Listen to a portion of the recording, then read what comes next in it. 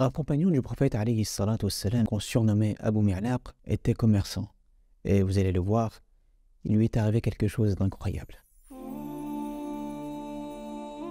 Abu Mi'laq était sorti pour le commerce comme à son habitude, mais sur son chemin, il a rencontré un voleur armé et déterminé à lui prendre tout ce qu'il a, même sa vie. L'homme lui dit « Pose tout ce que tu as ici et sache que je vais te tuer ». Ils étaient seuls dans cet endroit, à l'abri de tous. Le noble compagnon lui répond « Pourquoi veux-tu mon sang?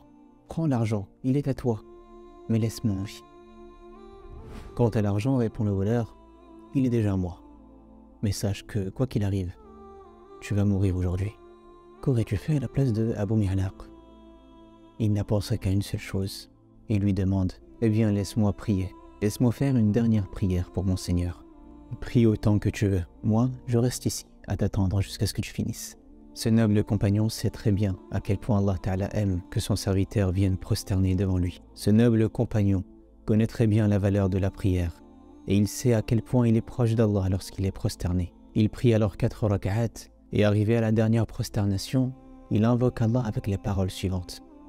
Ya Wadoud, Ya Wadoud, Ya Dhal Arsh al-Majid, Ya Fa'alun lima turid, As'aluka bi'izzika alladhi la yuram. وبملكك الذي لا يضام وبنورك الذي ملأ أركان عرشك أن تكفيني شر هذا النص يا مغيث غثني يا مغيث غثني يا مغيث غثني. Il répéta cette invocation 3 fois de suite. À la fin de cette dua, lui et le brigand entendirent les bruits rapides d'un cheval au galop. En levant la tête, ils ont vu que c'était un cavalier avec une lance à la main, qu'il lança en direction du voleur et celui-ci tombe mort devant le compagnon. Le cavalier s'approche de Abu Mi'laq et lui demande de se relever. Le compagnon se relève et lui demande « Qui es-tu » ? « Allah Ta'ala m'a sauvé par ta cause. » Pour remarquer que Abu Mi'laq, lorsque le problème lui est arrivé, il ne s'est dirigé vers personne d'autre si ce n'est Allah. Et lorsque le problème s'est solutionné, il était parfaitement conscient du fait que c'est Allah Ta'ala seul qui l'a sauvé et que ce cavalier n'était qu'une cause. Mais celui qui ne remercie pas les gens ne remercie pas Allah. Alors Abu Mi'laq lui demande « Qui es-tu » ? Allah Ta'ala m'a sauvé par ta cause. Le cavalier répond, je suis un ange du 4e ciel. Quand tu as invoqué Allah la première fois, j'ai entendu les portes du ciel gronder. Puis lorsque tu l'as invoqué une 2e fois, les habitants des cieux ont lancé un cri. Et à la 3e fois, on m'a dit que c'était l'invocation d'un opprimé. Alors j'ai demandé à Allah de me charger, de venir à ton secours.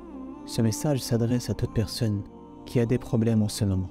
Ce message s'adresse à cette personne qui est endettée, à cette personne qui n'arrive pas à trouver de travail, à cette personne qui veut se marier, à cette personne qui a n'importe lequel des problèmes de cette vie. L'invocation est ce qui te sauvera bi'idnillah.